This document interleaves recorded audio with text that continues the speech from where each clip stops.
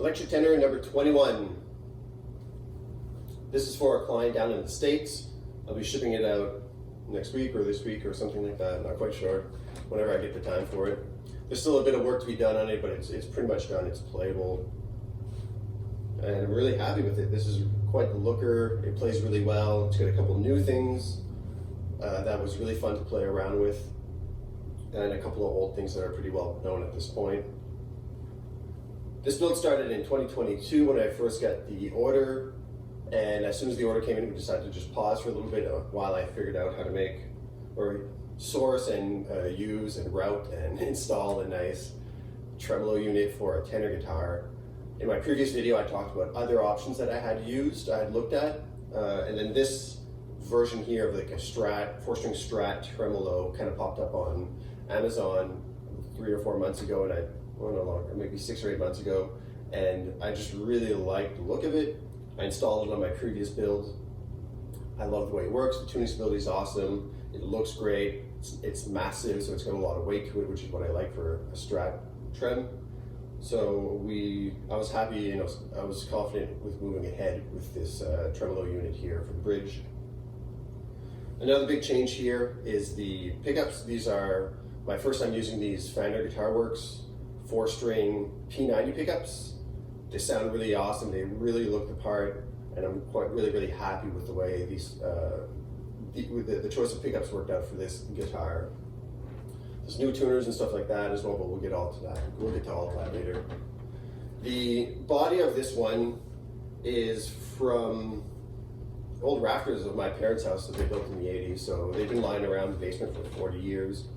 And they moved in 2022, and I decided to hold on to the rafters, just to have fun with and like try some projects with.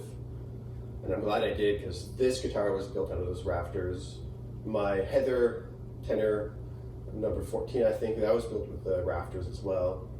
And I glued up this piece here too to make like a bass body one day. Same thing, rafters here on the outside, except this one has a piece of roasted basswood in the middle here. That'd be a nice little counter. This will be like a Rickenbacker style bass one day. Heather, I glued up a bunch of like wide panels like this, and it wasn't quite thick enough. I wasn't really happy with the thickness. So for this one, I decided to go butcher block style like is here. So we have thinner pieces, but they're taller. So thinner, I guess, from the face, but they got a 2 inches height here. This one I brought down to 1 5/8", which is kind of my standard. And this one here had more offcuts than this one. This is all, looks to me like it's all white pine. But this here, we had white pine for the wings, and then we had spruce down the middle. So a slightly different color, different workability. Had a really interesting smell that I've never smelled before in wood. I think it's spruce, but I have no idea. Can't really check that. So we did the butcher block, and then we did a couple coats of a mustard colored milk paint over top of that, and some epoxy, true oil, and all that stuff, which is my standard finish. And I really like the look of it. It's really awesome. For the neck, I did what I call the fake one-piece neck, or the pseudo one-piece neck. So I take a bigger piece of roasted maple, take the top off, that becomes the fretboard, and install the truss rod and rod it out and get it to look right. And then I just put it back together. So that the fretboard was on here, opened it up, did my thing to the guitar neck, and then brought it back together. So it looks pretty seamless, down the edge here. It's hard to see the glue line at all because all the grain lines melt together. You can definitely see some here where the fretboard meets the body wood here, or the neck wood, at that joint, and over here too, you can definitely tell it's not one piece, but most of the time it looks pretty convincing. And I really like it. It kind of reminds me of those slab necks Fender guitars, but without the skunk stripe here, so I don't know, I like it. For the wood here, I just did my usual true oil finish on it, and just a bit of buffing and polishing at the end to give it a nice feel, and that's that. For the tuners, I want to go with some locking tuners because this is a tremolo equipped guitar. So I tried these Gotoh Magnum-Lock tuners. They got a bigger, I like the bean shaped tuner heads, machine heads, but this is all they had, so this is still pretty good. These are also staggered tuners, so these two, I don't know if you can see that, they're shorter than these two, and these two are taller. So that should give you a more even string break angle, which means you don't need necessarily a string tree. I'm still playing around with it. I do have an extra string tree lying around, which I think I'll send to the customer anyway, in case they want to install it, but I don't know if we'll need it. So these lock from the back and they hold onto the string really well. And then when you're tuning, when you're using the tremolo, you should have better tuning stability when you go back up to pitch, or back down to pitch if you're going up. So these are the tuners. There's a truss rod coming right down the middle of the guitar as usual.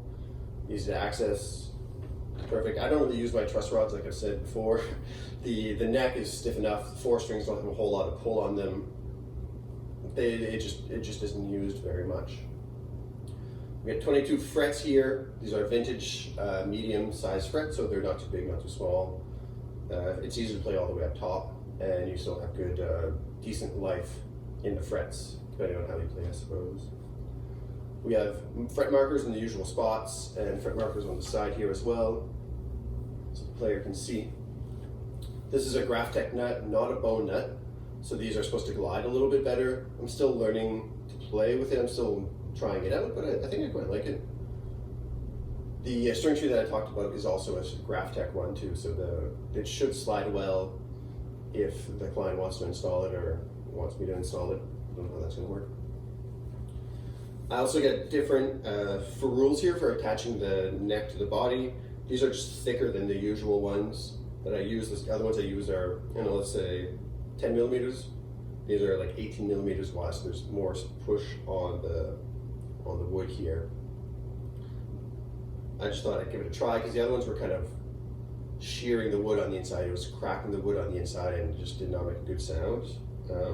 Still stable, but I just wanted to try something different. So we went with that. We have the reduced neck heel, drop horn here. We have a football style jack plate here, but a true PureTone jack on the inside, so that's really the main thing that counts. We have these really fast 250K potentiometers here, and I really like this because the other one I found was a bit too stiff.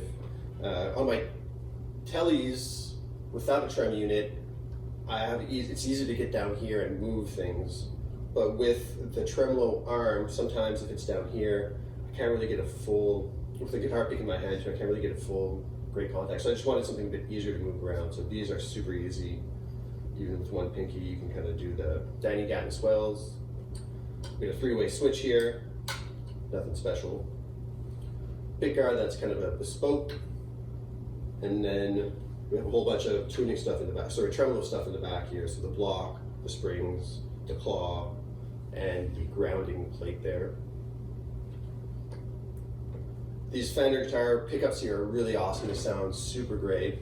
I'll do another video where I'm playing this thing and playing some songs on it as well. But yeah, this is the number 2021. Can't wait to send it out to the customer and see what they say.